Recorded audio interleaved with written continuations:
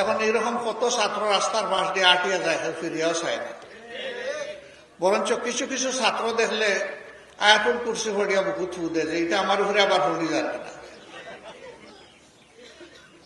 খেয়াল লাগে মাদক, অস্ত্র, মাস্তানি, কিছু মাফিয়া, কিছু গুন্ডারা তাদের স্বার্থে আমরা বাচ্চাদের ধরে নষ্ট করে দেয়। আমরা যদি আল্লাহ তাআলা এই দেশ পরিচালনার সুযোগ আমরা তো দেন, প্রত্যেকটা বাচ্চারে আমার নিজের সন্তানের মতো দেখব ইনশাআল্লাহ। আমি যেমন চাই না যে আমার সন্তান নষ্ট হোক, আমি চাইতাম না আমার গরিব মায়ের ঘরে জন্ম নেওয়া কোনো সন্তানও নষ্ট হোক।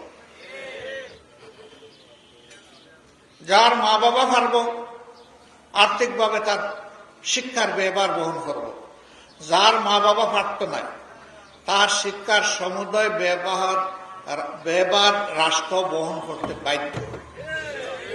দুইটা কারণে, একটা শিক্ষা তার মৌলিক অধিকার, দ্বিতীয় শিক্ষিত সমাজ ছাড়া রাষ্ট্র গড়া সম্ভব নয়। সুতরাং শিক্ষার বিনিয়োগ মানে আমার রাষ্ট্রীয় বিনিয়োগ, রাষ্ট্র গড়ার কারিগর বানানোর লাগে বিনিয়োগ। আল্লাহ তাআলা যেন এই তৌফিক দেয়। এরা এই শিক্ষা নিয়ে বাইরিব, যে মানুষই দেখব তারে জড়াইয়া ধরিয়া তার দোয়া চাই, অর্থাৎ তার ইজ্জত করব, ছোট হইলে ভালোবাসব। প্রত্যেকটা মানুষ যেন তার কাছ থেকে সম্মান এবং ভালোবাসা পায়।